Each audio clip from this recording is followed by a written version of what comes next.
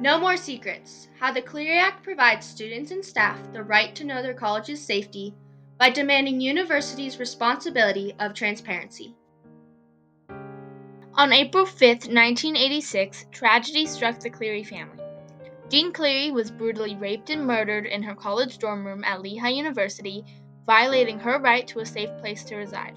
The devastation Jean's family faced inspired changes to college campuses to ensure they would be safer for future students. Their determination led to what is now known as the Clery Act. In 1990, President George H.W. Bush signed this legislation into law, mandating colleges must publicly release all records of crimes that occur on their campus.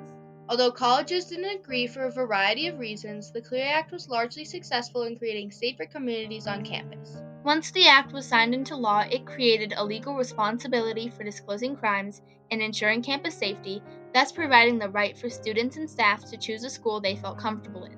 Additionally, this act made colleges responsible for creating programs focused on security, safety, and training. While there are still issues with the law, including underfunding, inadequate reporting, and contrasting opinions regarding the necessity of the Clery Act, the law has overcome its flaws and remains fundamentally important in protecting the students and staff and continues to enhance the transparency of crime on college campuses. The Clery Act was proposed after Jean Clery, a 19-year-old attending Lehigh University, was found murdered by Joseph Henry, another student attending the college. Before the Clery Act, many universities concealed crime statistics to protect their reputations. Jean Clery's murder exposed the lack of transparency, igniting outrage from Jean's parents, Connie and Howard. Connie Clery said, "I knew that I had to do something. I didn't know what, I didn't know where or how, but I had to do something." She argued that colleges should inform their students about these prominent crimes. When Connie and Howard looked into Lehigh University's previously reported crimes, they were surprised to learn that there had been 38 violent crimes committed in the past 3 years that were not publicized. Lehigh University denied the growing crime rates, and John Smeaton, the vice president of student affairs at the time of Jean's death, stated that security measures were more than adequate, reasonable, and appropriate. You can't prevent everything from happening. Before the murder of Jean Clery, parents had already expressed concerns about the failure to provide accurate information about campus security. Even with much criticism, college administrators didn't believe it was a significant issue and ignored the request for more information. As Tyler Van Vliet from the Clery Center explains, this frustrated both students and parents who sought to gain enough knowledge of such statistics to adequately gauge campus safety and thereby take necessary precautions. Determined to hold colleges responsible, the Clerys pushed for federal intervention. In 1990, the first version of the Clery Act was enacted into law under President George H.W. Bush. Although the act eventually passed, he doubted the law before signing it. Bush wasn't originally a backer of these initiatives, but that quickly changed after he met Connie and Howard Clery, remarked Doug Weed, his special assistant. When Connie and Howard shared their traumatic story, Bush was immediately moved and changed his perspective within 3 days. After being signed, it was named the Jean Clery Disclosure of Campus Security Policy and Campus Crime Statistics Act, better known as the Clery Act, in remembrance of the 19-year-old girl who inspired the recognition of unreported crimes and sparked the backlash that resulted in the law. The Clery Act requires all universities and colleges who participate in federal financial aid programs to publish and distribute to current and prospective students and employees an annual security report, stated the University of Colorado.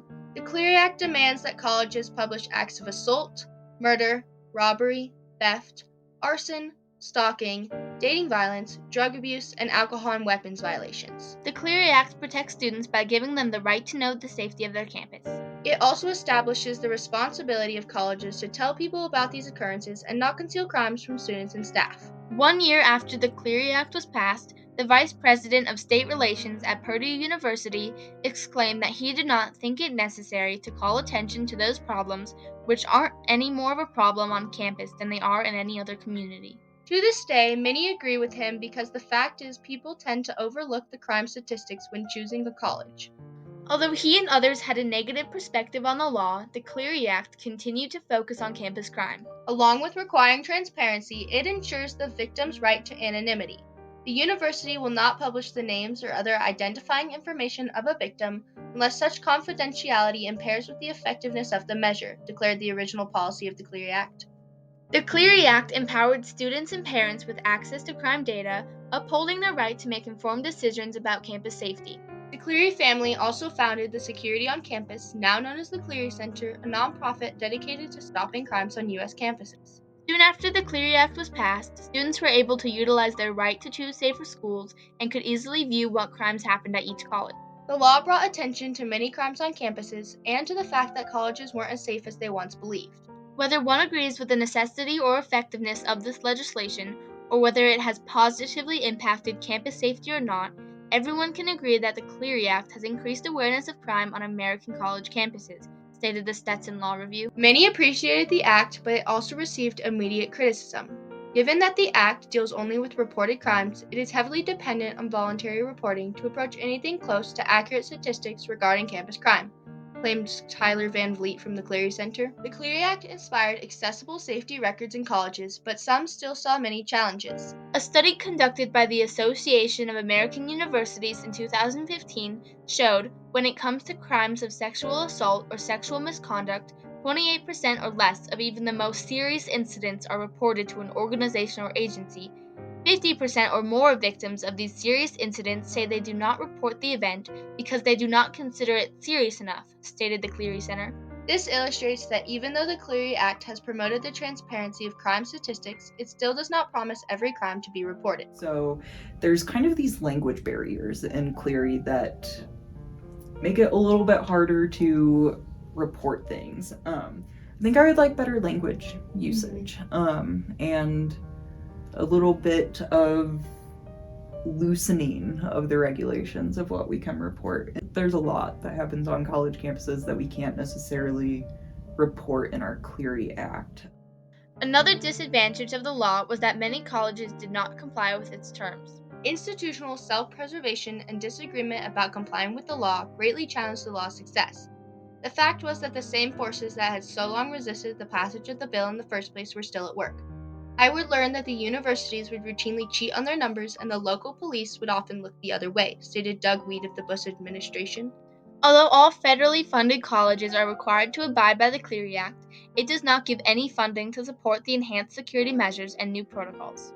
I will tell you, for larger institutions, I think it's easier because they have so many people and so many staff and so many layers that somebody's always on top of it. For smaller colleges, I think it can be a challenge to get that out. The smaller the institution, the less the budget. And it costs money to have police and public safety officers on campus. So, despite these challenges, the impact of the law has shown to be greater than its shortcomings in protecting the rights of students and staff and upholding the responsibilities of colleges. In 2013, the Violence Against Women Act expanded the law to include dating violence, stalking, and domestic violence as crimes. Many court cases strengthened the Clery Act after it was passed, including a case from Johnson & Wales University in which a student sued for defamation.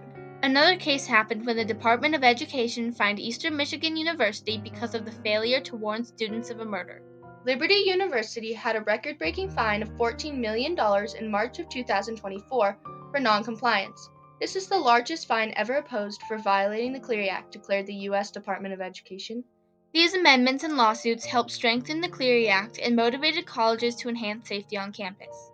Some enhancements were increasing security guards and patrol hours, installing emergency phones, and providing shuttle services to students and staff. Ultimately, the Clery Act was a pivotal law that bolstered the rights of those attending colleges and expanded the responsibilities of university administrators. Jean Clery's parents believed the best education in the world is useless if a student doesn't survive with a healthy mind and body. Without the Clery Act, college campuses would be more dangerous, and the belief that colleges are incredibly safe would still exist. The Clery Act created the legal responsibility of universities and ensured that if they weren't following the requirements or disregarding people's rights, they would face serious consequences. The law also created a supportive environment for all students and staff to feel better protected from crime. Despite setbacks and opposing views that threatened to make the act less successful, the Clery Act remains incredibly influential in crime reporting and safety advancements of college campuses today. We can credit the Clerys and the act they inspired for the transparency in campus crime reporting as a legal responsibility and protecting the rights of students today and into the future.